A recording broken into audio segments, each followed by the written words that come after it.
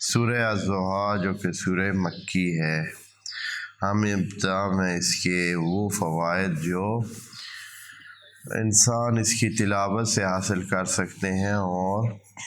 تلاوت کر کے صرف تلاوت سے اور اس کو